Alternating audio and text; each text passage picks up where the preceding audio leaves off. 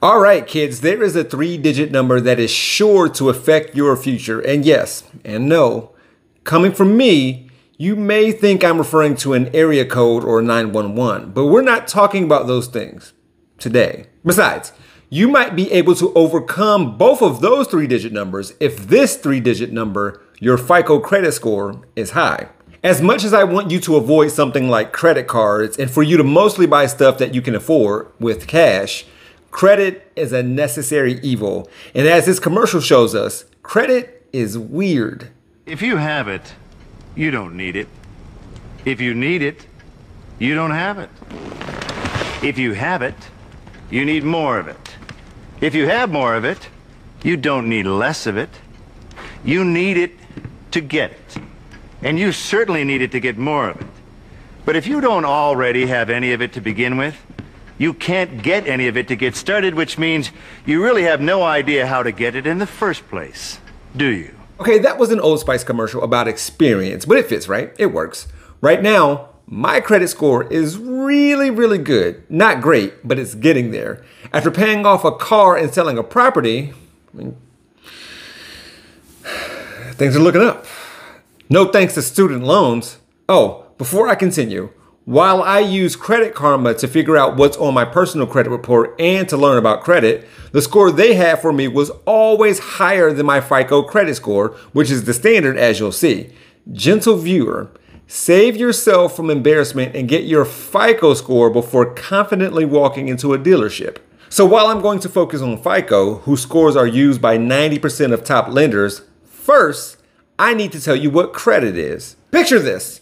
You're owners/operators of the first furniture store for black people. Yeah, Wiggins Brothers Chicken and Waffles and Furniture and More. Now, a friend of yours wants to furnish their place and they come to see you. If they were to buy a lot of stuff but couldn't pay for it all at once, you could let them make payments over time until the debt is paid. However, what if someone you didn't know also wanted a lot of furniture? Well, before the internet, social media, and credit scores, which for the sake of this video only takes us back to 1988 really, but in the 1700s America, you would have to go around and ask about that person's personality and character to figure out if they are trustworthy or a risk to lend to, in this case, furniture. It would take a number of people they know plus some noteworthy people you know to speak towards their reputation in order to prove that they are worthy.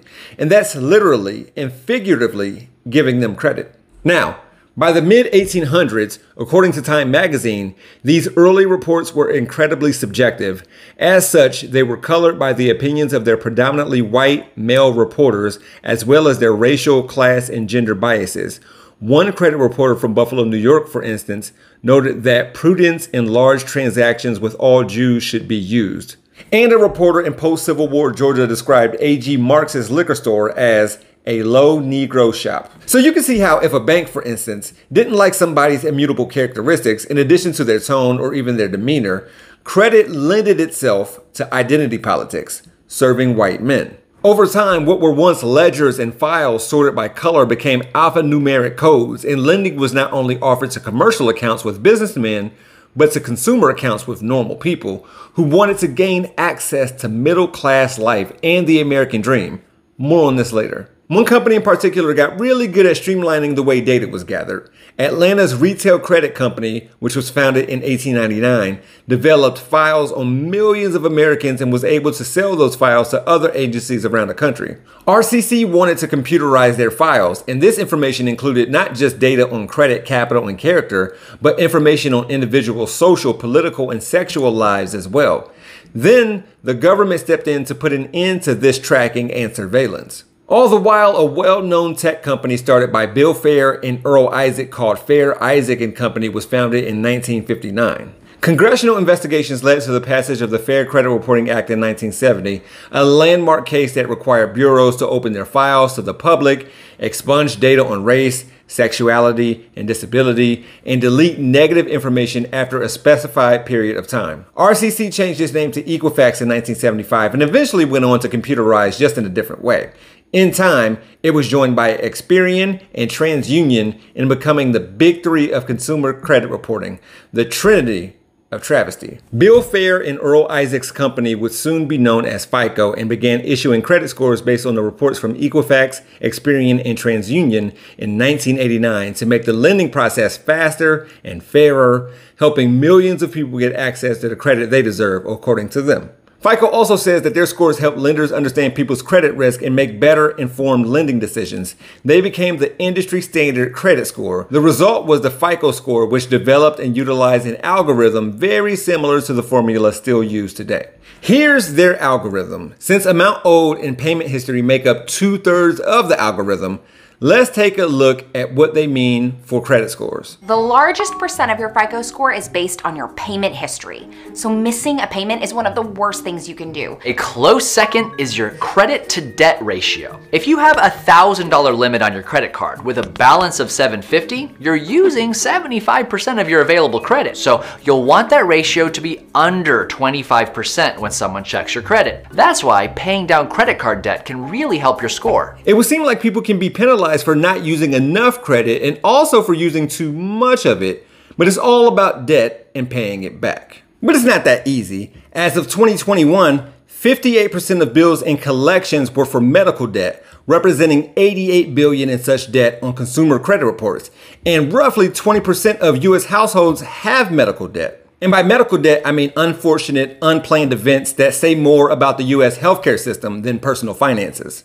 Anyway, this doesn't even account for mistakes on credit reports that you have no control over and may not know are there if you don't check your credit score. Plus, I know a family that has great credit scores but not a lot of income, so they are currently unable to refinance their home for a lower rate on their mortgage. And they're as white as the day is long.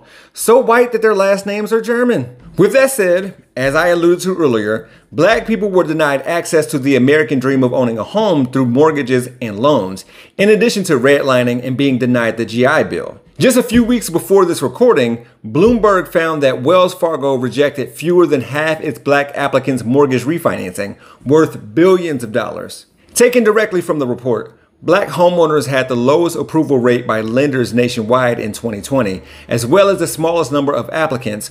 Wells Fargo's refinancing approval rates were higher for the lowest income white applicants in 2020 than for all but the highest income Black applicants. The banking industry has long argued that credit scores rather than race explain any disparities, but it has lobbied against the release of federal mortgage data containing those scores. So, because of this, there are millions of Black renters around the country.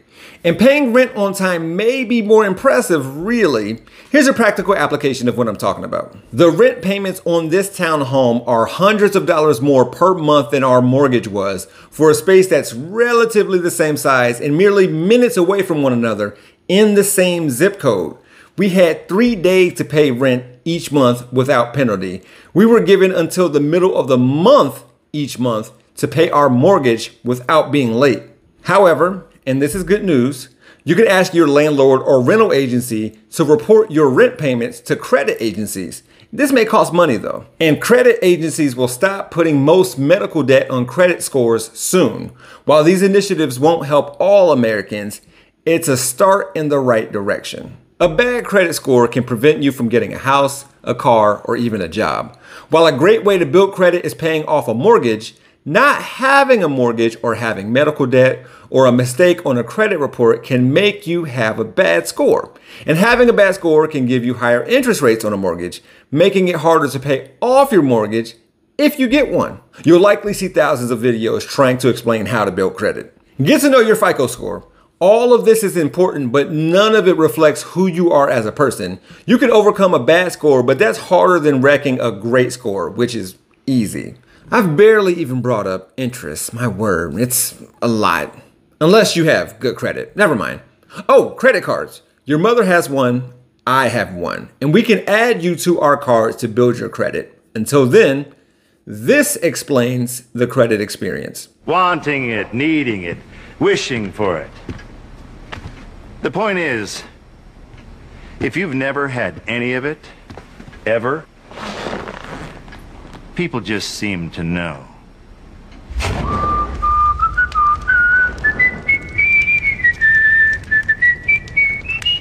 But we gonna be all right.